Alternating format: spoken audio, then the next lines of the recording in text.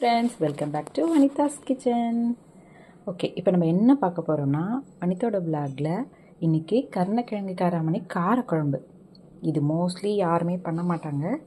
இது அவ்வளோ ஹெல்த்தி.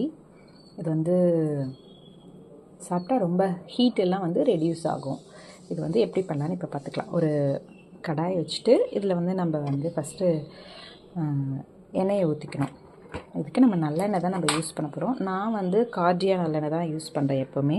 நீங்களும் அதுவே யூஸ் பண்ணுங்கள். இதில் கொஞ்சம் நல்லெண்ணெயை நல்லா விட்டுட்டு அது கொஞ்சம் ஹீட் ஆகட்டும். ஹீட் ஆகும்போது நம்ம கடுகு,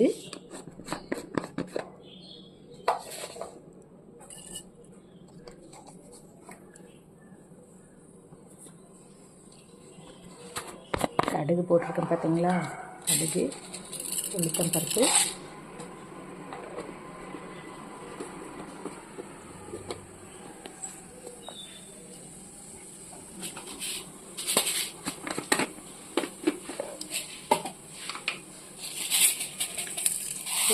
கொஞ்சம் வெந்தயம்,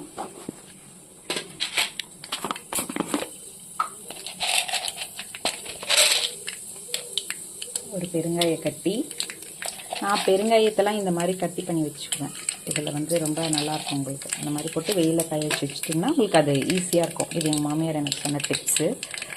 ஸோ அதெல்லாம் போட்டுட்டு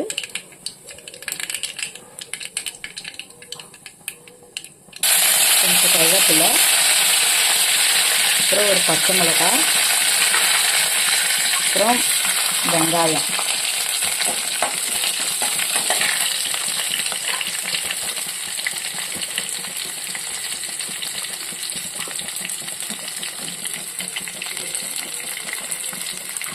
வெங்காயம் போட்டோடனே உடனே தக்காளி போடக்கூடாது.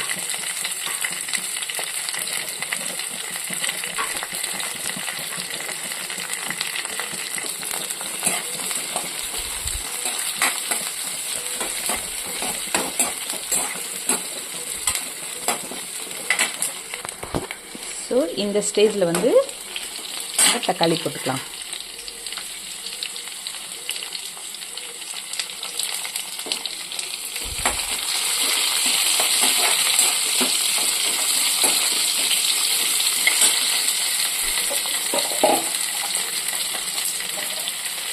தக்காளி, ஒரு 2 டேபிள் ஸ்பூன் மஞ்சள்தூள்,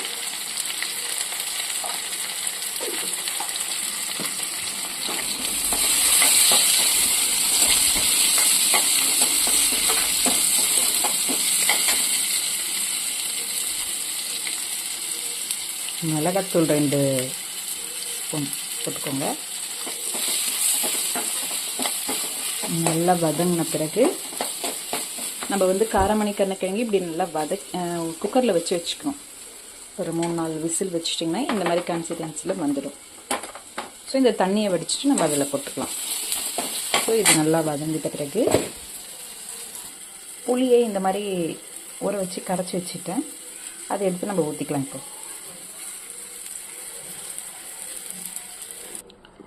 இப்போ இந்த குழம்புக்கு தேவையான உப்பு நம்ம இதில் ஆட் பண்ணிக்க போகிறோம்.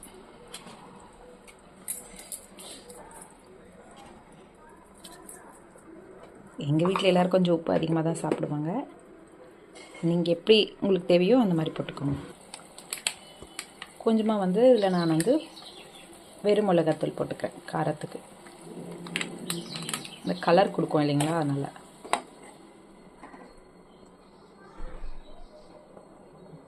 இப்போ பாருங்கள், நல்லா தெரியும். இப்போ இந்த கருணக்கிழங்கையும் காராமணியும் நான் எடுத்து இதில் ஆட் பண்ணிக்கிறேன்.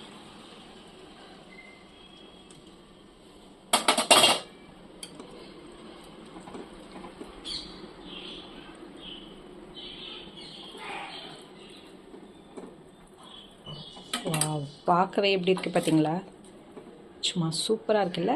வெஜிடேரியன் இந்த மாதிரி சிங்கிளாக இருக்கிறவங்களுக்குலாம், இந்த மென்லாம் ஹாஸ்டலில் தங்கியிருப்பாங்க இல்லைங்களா, அவங்களுக்குலாம் இது ரொம்ப யூஸ்ஃபுல்லாக இருக்கும்.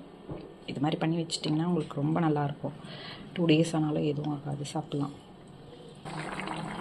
லாஸ்ட்டாக கொத்தமல்லி இலையை இதில் தூவிட்டு ஒரு 2 minutes விட்டுட்டு நம்ம சர்வ் பண்ணலாம். கண்டிப்பாக இதை செய்து பார்த்துட்டு எனக்கு கமெண்ட் பண்ணுங்கள். அதில் எப்படி இருக்குன்றதை நான் தெரிஞ்சுக்கணும் மக்களே. நிஜமாக சொல்கிறேன், இது சூப்பராக